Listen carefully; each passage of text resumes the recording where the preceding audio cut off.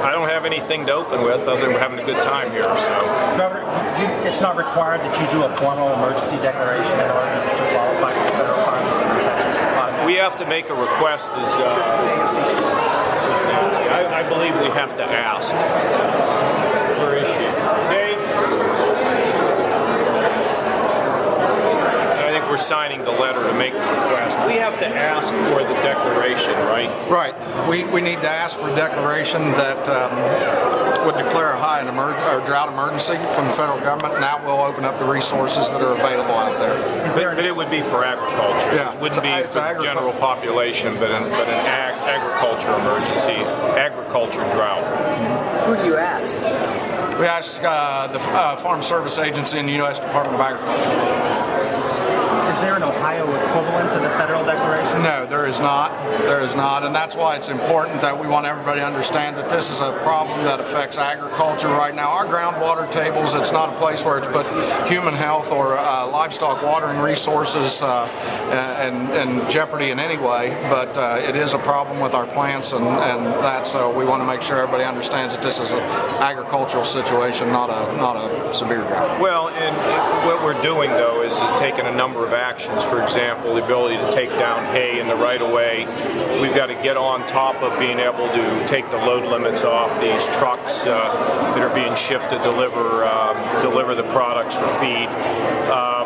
So there's a number of things that we can do in the state that are all related to this, and so we really coordinate with EMA and just get ahead of this thing. We're going to have there's going to be a lot of loss, and it's tragic because these farmers, they scrape by sometimes year to year, and this one could knock them out. That's the problem.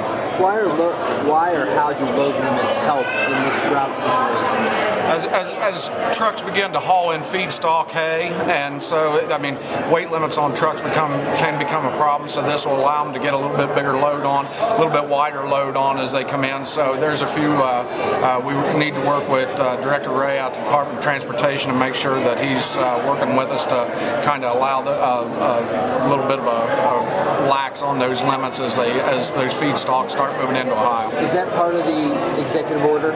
We intend to do that. We'll get that done. We've done it before. We did it. We were trying to get Menards in, but this would be kind of a one-time deal.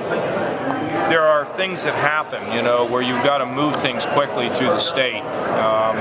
And it's even happened during the heat wave that being able to waive certain rules to get out-of-state utility people into the state. So there's a lot of things you do, but we'll coordinate with all the departments.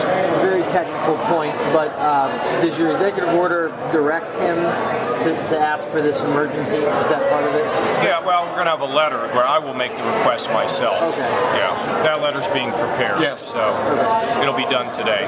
Any idea when you might hear back from them, like get an answer? Is it Nancy, weeks, how long is it usually? No, I wouldn't say it'd be weeks. When we make our request, how long does it usually take for the feds? I'm going to defer to Director Davis. We would hope to hear something back within a couple weeks. It's that serious a situation. So.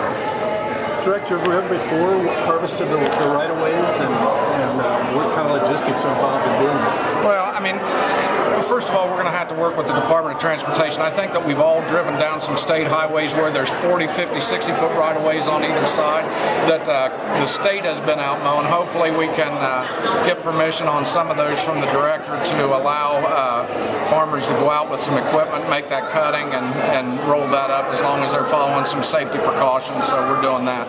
Also, one of the things that it's important to point out is a lot of our farmers, the last time we were in a situation like this was around 1988. So a lot of people have not lived through this kind of a dry spell before. So one of the things that we want to do is bring together all of our partners, whether it be Farm Service Agency, NRCS, Extension, so that we can put together some informational meetings about where you can find hay, how you go about culling your herd if you need to, and those sorts of things. So we want to, part of the executive order that the governor signed would authorize us to put together some informational sessions in different quarters of the state for farmers so that they know what might be available to them, bring those federal partners in with us, and have them explain what assistance might be available out there. The governor talked a little bit about some statistics for damaged crops and soil. Do you have any numbers on rain, just how far below you are? In different areas of the state, it can be up to 9 inches below normal. Has your administration done any examination of how much the Ohio economy could be hurt by this? Well, we don't have any, number assessment, but clearly with agriculture being important, it's going to it'll have an impact. I mean, you're going to have higher prices, which will impact consumers, whether it's dairy, whether it's beef. I mean, we're just going to see higher prices, but in terms of a macro impact, we haven't made an estimate. I doubt we will. We'll just keep monitoring it. Director, how does the request that Ohio is going to be making to the federal government differ from what Secretary Vilsack announced a couple of weeks ago for those counties already in drought areas that would be eligible for those loans? Well, first of all, some of those declarations were made as there's one is the CRP grazing that is available now in abnormally dry areas, not necessarily drought-stricken areas, but also there are other federal programs out there that they've not opened up. To the best of my knowledge, they have not opened up every program. That disaster declaration would open up hopefully other resources through FSA that might be available in a drought situation.